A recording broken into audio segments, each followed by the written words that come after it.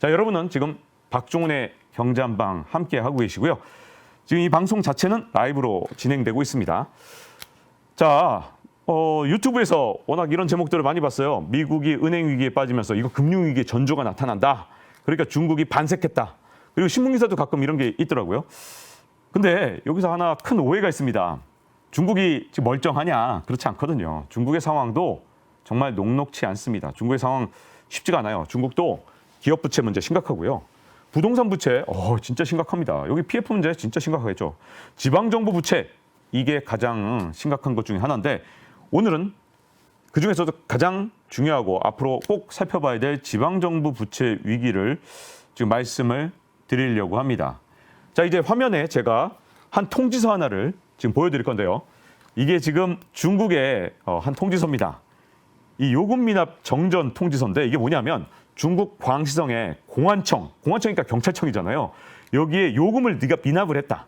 그러니까 앞으로 전기를 끊어버리겠다라는 통지서입니다. 이 중국 바이두에서 제가 사진을 갖고 왔는데 자, 이것 때문에 중국에서 너무너무 깜짝 놀리고 난리가 났죠. 왜냐하면 다른 데도 아니고 경찰청 여기서 전기요금을 미납을 한 겁니다. 얼마를 못 냈냐? 9천만 원을 못 냈다고 합니다. 전기요금 9천만 원은 정말 크긴 커요. 그래서 이것 때문에 정전이 됐고 전기가 끊길 정도로 지금 현재 난리가 났는데 자, 이거 전기요금 왜 못 냈을까요, 여러분? 전기요금 못 낸 이유가 바로 지방정부가 돈이 워낙 없다 보니까 경찰청에 전기요금도 못 내줄 정도로 악화된 그런 지방정부가 생긴 겁니다. 자, 일부 지방정부에서는요, 공무원들이 몇 달째 월급을 못 받아서 지금 막 그냥 난리가 났고요. 더 심각한 게 최근에 뉴스로 들어온 게 있는데 중국의 동북 삼성 아니면 이 북동부 지역들이 전체적으로 굉장히 춥죠. 진짜 이 북동부 지역 정말 춥습니다. 우리가 이 겨울에 추운 거하고는 비교가 안 되거든요. 근데 여기에 이제 가스 이제 난방을 해야 되겠죠. 가정용 가스 이 민영화가 많이 돼 있습니다. 근데 이 가스는 사실 유럽 사람들도 이 사실 감당하기 어려울 정도로 가스요금 비싸잖아요. 근데 중국의 서민들이 이 가스요금 감당하기 힘드니까 당연히 이 중국의 지방 정부에서 막대한 보조금을 주면서 낮은 이 요금으로 가스를 사용할 수 있도록 해왔어요. 근데 지방 정부가 여기 근처 동북 이 삼성이든 이런데 해룡장성 이런 데서 워낙 돈이 없다 보니까 보조금 지급을 못한 겁니다. 그랬더니 영하 30도, 40도 갔을 때 가스회사에서 그냥 가스 공급을 끊어버렸습니다. 이게 좀 안타까운 얘기는 뭐냐면 사실은 이 개별 주택들, 개별 아파트 단지에서 일부 주택, 일부 못 낸 데도 있고 낸 데도 있을 거 아니에요. 낸 사람들도 있어요. 가스비를 낸 사람도 있는데 가스회사에서 그런 거 상관없다. 옆집 안 내서 내가 보기엔 전체 요금이 부족하다. 거기다가 지방정부가 못 냈다. 이런 식으로 그냥 그 전체 가스를 다 끊어버렸기 때문에 내가 돈을 내느냐 안 내느냐 관계없이 그냥 옆에 있다가 같이 피해를 본 경우도 진짜 많았습니다. 자, 이렇게 정말 황당한 경찰청이 돈을 못 내, 가스 공급 끊겨, 공무원들이 돈을 못 받아. 이게 도대체 중국의 지방정부가 얼마나 심각하길래 그렇지? 통계를 좀 보면요. 2021년 기준에 중국 중앙정부와 지방정부 부채를 살펴보면 GDP의 46% 정도입니다. 그거밖에 안 돼요. 이게 사실 굉장히 낮은 거예요. 왜냐하면 일본이 260% 국가부채가, 미국의 국가부채가 GDP 대비 130%. 이거 46% 이것 때문에 도대체 무슨 이게 난리가 난 거야? 이게 중국에서는 눈으로 보는 게 다가 아니죠. 중국에는 숨겨진 부채가 너무너무 많습니다. 가장 대표적인 게 지방정부가 떳떳하게 중앙정부에 신고하고 이 부채를 발행하는 게 아니라 아주 요상한 형태로 돈을 빌렸거든요. 이름도 어려워요. 지방정부 융자 플랫폼, 영어 약자로 LGFV. LGFB인데 이거 못 외워서 자꾸만 저도 헷갈립니다. 이걸 통해서 막대한 채권을 지금까지 발행해 왔습니다. 이 지방정부 융자 플랫폼, 이름도 복잡한 이거 중앙정부에 신고도 제대로 하지 않으니까 중앙정부 통계도 모르고요. 중앙정부 눈치를 볼 필요가 없잖아요. 그러니까 막 돈을 막 쉽게 빌린 겁니다. 적당히 담보만 잡아두면 돼요. 그러다 보니까 이 통계에서 빠져 있는데 이 누락된 채무를 다 합친다 그러면 중국의 국가 부채는 최소 GDP의 100%가 훨씬 넘는다. 이런 통계들이 정말 많습니다. 120%가 넘는 통계도 있어요. 여기다가 중국 부채 정말 심각한 것 중에 하나가 중국의 국영기업의 부채인데 이것까지 합쳐버리면 GDP의 240에서 260%까지 된다는 얘기가 있습니다. 자, 그리스가 한 GDP의 200% 정도 되는 국가 부채로 결국 국가 부도가 났는데 그래도 그리스는 중국보다는 경제 성장 단계가 좀 더 높은 나라였단 말이에요. 근데 중국은 지금 뭐 최소 240, 260을 봐야 되니 중국의 국가 부채, 지방 부채가 얼마나 심각한지 알 수 있죠. 그리고 부채는요. 사실은 규모가 절대적으로 얼마나 크냐보다 더 중요한 게 있습니다. 얼마나 빨리 늘었느냐로 그 나라가 망할 수도 있고 안 망할 수도 있거든요. 루치르 샤르마, 모건 스탠리 총괄 부사장이나 아니면 IMF에서 진짜 의미 있는 연구들을 많이 했는데 부채가 증가한 속도가 빠르면 빠를수록 그런 나라들은 어김없이 국가 부도, 금융위기 이런 정말 심각한 위기를 겪었다는 겁니다. 그런데 요게 보통 퍼센트 단위로 얘기해요. 뭐 루치르 샤르마나 아니면 IMF나 조금 다르긴 한데 뭐 GDP 대비 뭐 40%포인트 5년 동안 늘면 위험해요. 뭐 이런 식이에요. 근데 중국은 퍼센트 단위를 넘어서서 2008년 이후에 13년 동안 지방 부채가 4배가 넘게 뛰었습니다. 어마어마하게 뛴 거예요. 이게 4배? 진짜 엄청난 수준이죠. 자, 그러면 여기서부터 궁금해지죠. 아니, 중국이라는 나라가 도대체 뭐 하느라 갑자기 이렇게 부채가 엄청나게 많아진 거야? 이걸 한번 따져봐야 되는데. 자, 일단 부채가 많아지기 시작한 첫 단추는 2008년 글로벌 금융위기입니다. 글로벌 금융위기 전만 해도요. 중국은 이 부채 문제에 대해서는 아주 건전한 국가였습니다. 그래서 부채 문제는 거의 없었던 편이었는데요. 글로벌 금융위기가 모든 걸 바꿔놨습니다. 왜냐하면 이 전 세계 금융시장이 초토화되면서 중국도 경제적으로 분명히 타격을 받았습니다. 그래서 일단 돈을 풀기 시작했어요. 그런데 그때 중국한테 엄청나게 욕심을 나게 만드는 그런 일이 생겼는데요. 그 당시 중국이 볼 때 미국이 이제 몰락이 시작했다라고 생각할 정도로 중국을 착각하게 만든 겁니다. 그래서 사실은 2008년 이전에 중국의 외교나 또는 성장 전략은 도광양회라 그래서 조용히 힘을 숨기고 힘을 키운다 이런 전략이었어요. 그리고 한 2040년대, 50년대쯤 됐을 때 미국한테 한번 도전장을 내밀어 보자 이런 정도였거든요. 은밀하게 힘을 키우려고 그랬는데 이거 지금 미국이 그냥 글로벌 금융위기로 무너지기 직전이거든요. 근데 자기들은 돈을 좀 푸니까 그냥 갑자기 경제가 막 좋아져요. 그래서 중국 입장에서는 야, 이거 미국을 따라잡을 저력이겠는데? 내가 뭐하러 2040년, 50년까지 기다리냐? 지금 당장 중국 입장에서는 미국을 이길 수 있다. 이렇게 생각을 한 겁니다. 그래서 이 미국의 추격에 나선 거고요.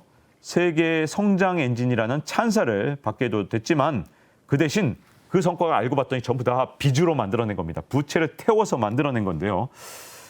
자, 여기까지 들어보면 왜 빚이 늘어난지는 조금 이해가 간다. 근데 다시 한번 생각해보면 그래, 그러면 경제 성장을 위해서 중국 정부가 뛰었다면 뭐 국영기업의 부채가 늘어났다든가 중앙정부의 부채가 늘어나면 그건 이해가 가는데 지방정부의 부채라니 이건 도대체 무슨 소리냐. 왜 지방정부의 부채가 가장 심각하냐. 여기에 또 이유가 있습니다. 제가 2000년대 초반, 한 2003년, 2006년 요럴 때 중국 취재를 연속으로 한 3번 갔습니다. 한 번 가면 막 한 달씩 있었어요. 그때 왜냐? 다큐멘터리를 만들러 갔기 때문이죠. 그때 중국 가서 잘못 투자하면 어떻게 공장을 뺏기고 우리가 어떻게 이 중국 정부한테 기술을 빼앗기는지 그 실태를 고발하러 취재를 갔습니다.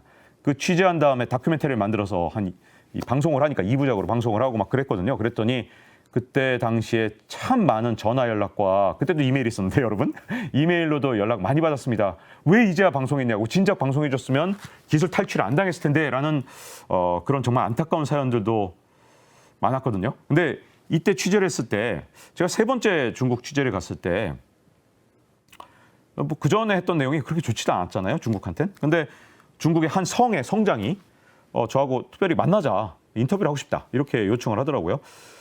제가 먼저 요청 안 했습니다. 근데 중국의 성, 막 인구가 몇 천만 명이잖아요. 우리나라 인구보다 더 많은데 요청을 제가 안 했는데도 이렇게 언론 프렌들리하게 이렇게 막 만나자 했던 이유 뭐냐?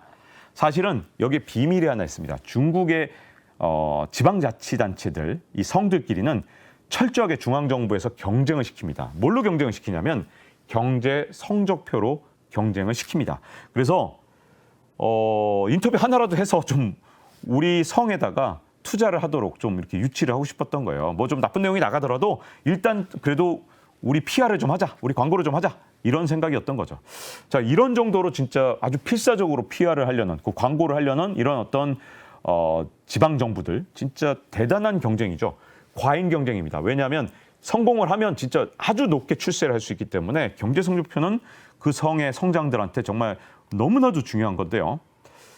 자, 이때 자기 성의 경제 성장률을 끌어올리려면 제일 중요한 게 뭘까요? 언론사랑 인터뷰하는 거? 외국 언론사? 아닙니다. 제일 중요한 건 뭘까요? 돈이죠.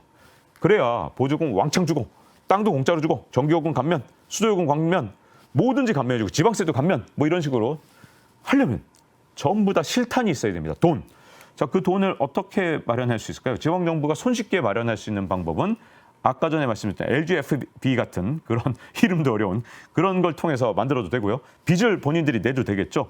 이렇게 해서 어쨌든 부채를 발행하는 방식으로 돈을 만들면 됩니다.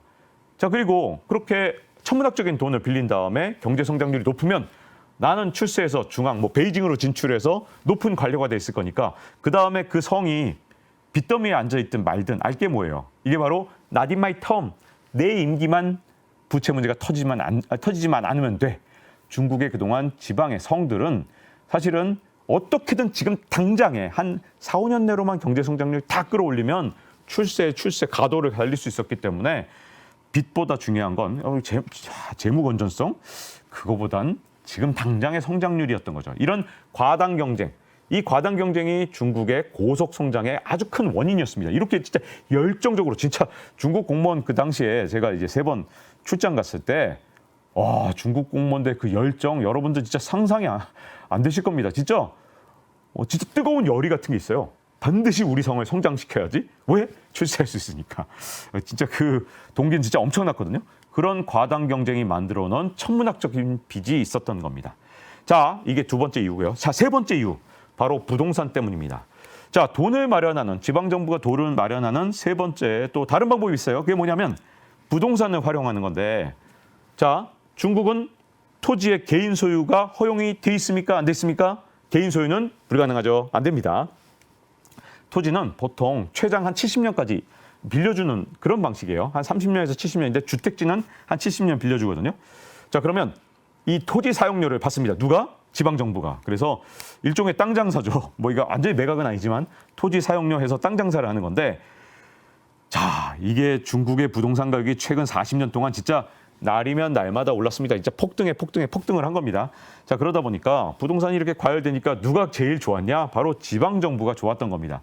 이 바로 토지 사용 수수료, 땅 장사를 통해서 벌 수 있는 돈이 진짜 어마어마했거든요. 그래서 2019년 이 집값이 정말 천정부지로 오르던 이 시절에 전체 지방정부 세수의 40%, 거의 절반 가까이가 이 땅 장사 관련해서 번 돈입니다. 뭐 여러 가지 땅하고 관련돼서 하여튼 이 관련 세금이든 아니면 토지 판매 수수료든 이런 돈들이 40%, 지역에 따라선 최대 6에서 70%까지 있었다고 합니다. 그러니 뭐 진짜 어마어마하죠. 그런데 최근에 중국의 부동산이 어떻게 됐죠? 최근 한 1년 반 동안 정말 날개 없는 추락을 하고 있습니다. 그러다 보니까 최근에는 분양을 해도 분양이 잘 안 되고요. 심지어 도시 전체를 신도시를 개발해서 분양을 했는데 이 도시 전체가 텅텅 비는 상황.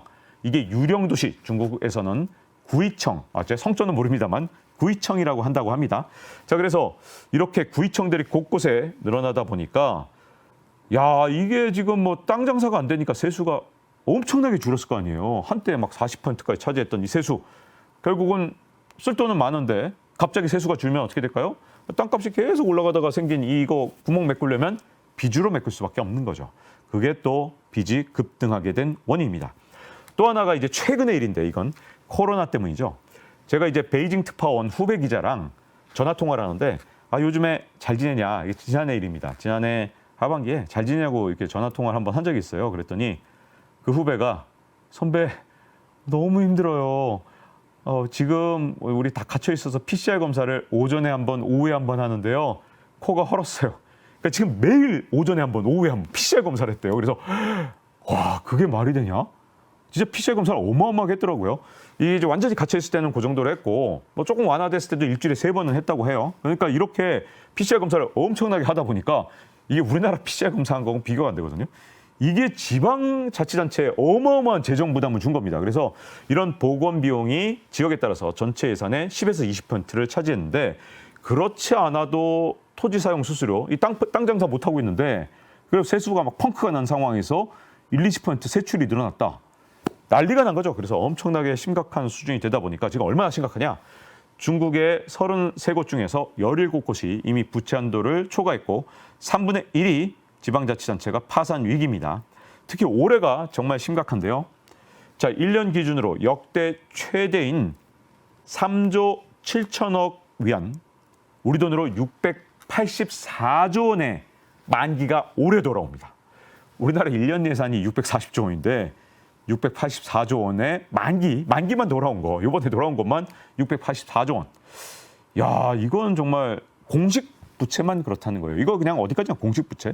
자, 여기에 이제 그림자 부채, 아까 말씀드린 LGFB 이 부채가 또 있잖아요. 자, 이 LGFB가 왜 문제가 되는지 설명을 드릴게요. 천문학적인 금액이에요. 금액이 얼마인지도 몰라요, 중국 정부에서. 그림자라서. 자, 이걸로 뭘 만들었냐? 주로 인프라 같은 거 만들었습니다. 도로, 항만. 왜? 경제 성장률을 끌어올려야 되니까 있는 대로 도로, 항만 막 그냥 온갖 시설 다 만든 겁니다. 막 중복 투자하고 막 별짓 다 했어요. 자기 성장률만 끌어올리면 되니까. 이거 다 통계에서 성장률로 잡히니까요. 자, 그래서 도로, 항만 막 진짜 있는 대로 다 만들었는데 다리고 뭐고. 근데 최근 3년 동안 중국이 제로 코로나 하면서 사람들이 다녔습니까? 돌아다닌 적 있나요? 3년 동안 다 갇혀 있었죠. 자, 그러니 뭐 예를 들어 뭐 다리 건너는 뭐 요금을 받으려고 그래도 받을 수가 없고 항만 비용을 뭐 받으려고 그래도 뭐 이게 물류가 있어야 받죠.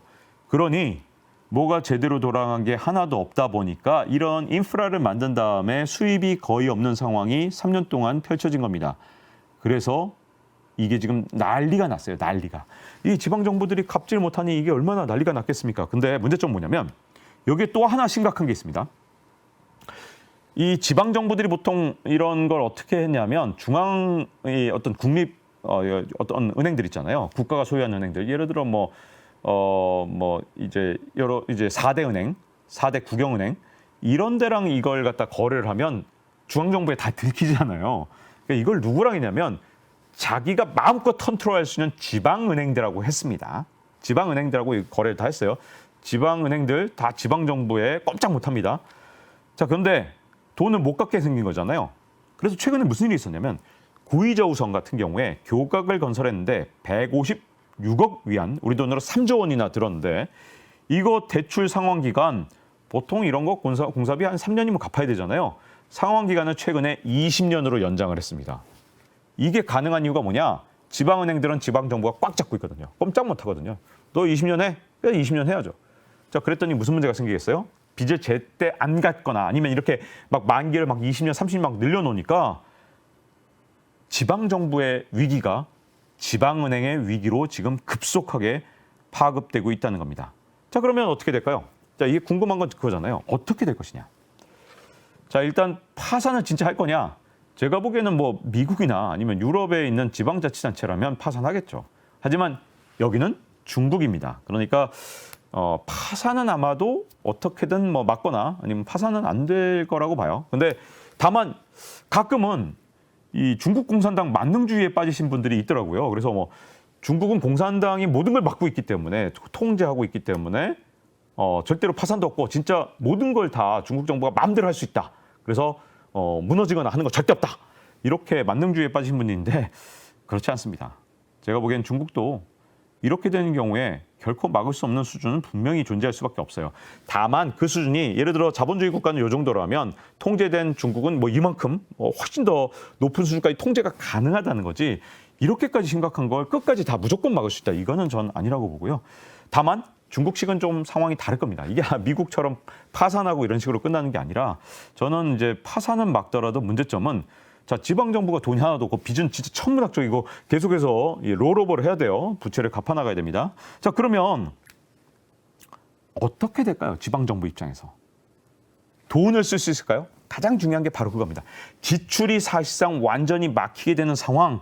그래서 앞서 본 것처럼 경찰청이, 공안청이 정기요금을 못 내거나 그야말로 지방자치단체에서 그 사람들이 추위에 덜덜 떨거나 심지어 중국은요, 지방자치단체가 하는 게 진짜 많습니다. 지방정부가 역할이 굉장히 크거든요. 그래서 복지 시스템은 지방정부가 거의 운영하고 있는데 복지 시스템이 완전 마비된 그런 지방정부들이 생겨나서 그냥 난리가 났습니다. 의료 시스템 아니면 노인복지 이런 시스템들이 무너지기 시작한 지자체들이 있는데 이런 것들이 지금 심각한 문제로 대두되고 있습니다. 근데 그중에서도 저는 가장 심각한 것은 저는 중국의 성장 동력 하나가 완전히 무너지고 있다는 겁니다. 자, 중국은 성장을 소비로 하는 나라가 아닙니다. 중국은 뭘로 소비하죠? 뭘로 성장하죠? 가장 중요한 건 부동산이었고요. 그리고 또 하나 중요한 게 설비 투자였습니다. 자, 근데 그 중요하던 지자체 보조금이 사라졌기 때문에 난리가 난 거죠. 여러분, 우리가 태양광 그렇게 잘 만들다가 왜 중국한테 밀렸죠? 지자체가 보조금을 태양광 업체한테 엄청나게 줬기 때문이죠. 여러분, 샤오미 선풍기 이런 거 쓰는데 아니면 샤오미의 로봇 청소기 같은 거 얼마나 가격 싸는지 보셨죠? 왜 싸죠? 보조금이 많으니까.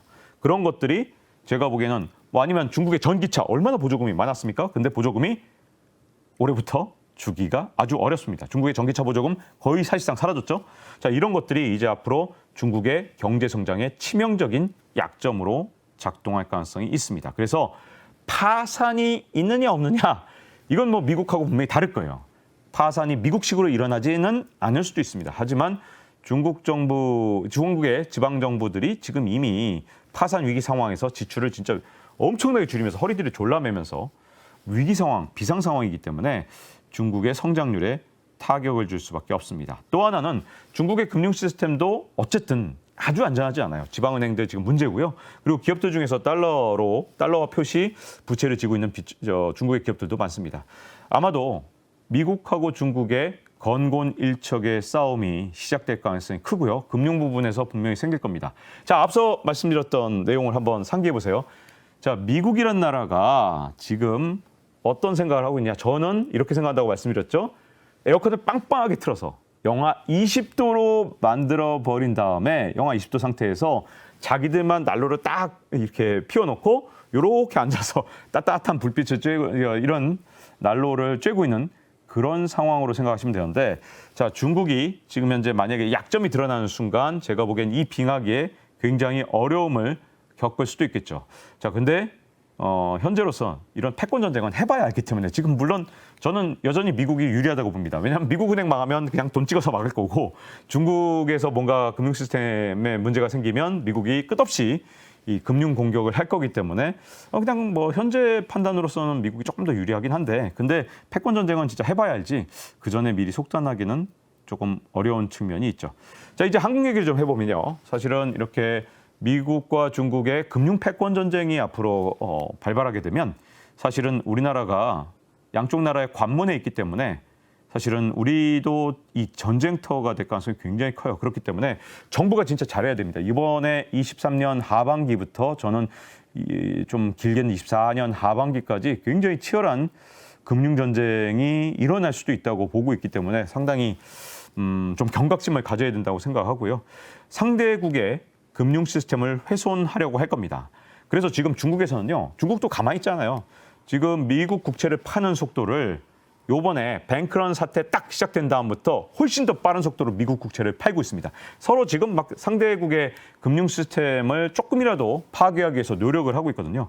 안타깝게도 우리는 양쪽 국가의 관문이기 때문에 조심해야 되고요.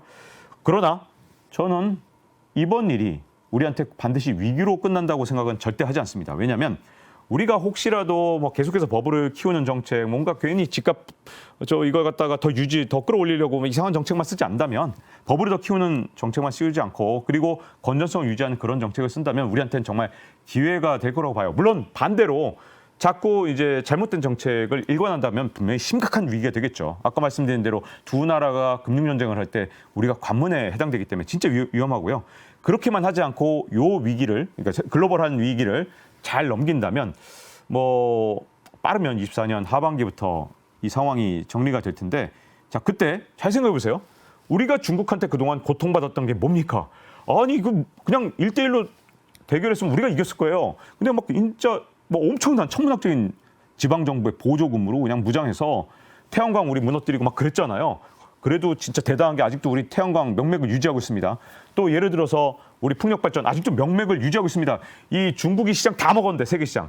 그나마 남아있는 거 한국 기업들이에요. 진짜 대단하고 배터리도 이 상황에서 우리가 얼마나 키웠습니까? 반도체는 진짜 굳건하고요. 근데 이제 보조금을 옛날만큼 줄 수 없는 그 중국이라면 이제 해볼 만하지 않겠습니까? 그러니 이번 혹시라도 생길지 모르는 이 금융 패권 전쟁에서의 위기만 우리가 잘 넘긴다면 대한민국이 또다시 약진할 수 있는 진짜 엄청난 기회라고 저는 생각을 합니다. 위기 대응 능력에 앞으로 정말 많은 것이 달려 있고요. 정부가 위기 대응 능력을 키우고 앞으로 대응을 하기를 제발 꼭 그렇게 바라는 심정입니다. 자, 박종훈의 경제한방 이제 마칠 시간이 됐고요.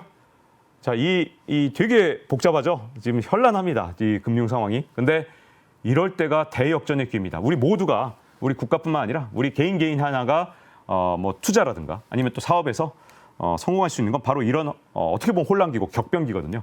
모두가 진짜 경제한방 보신 분들이 모두 다 이 기회를 활용하시기를 기원하면서 오늘 박종원의 경제한방 마치도록 하겠습니다. 감사합니다.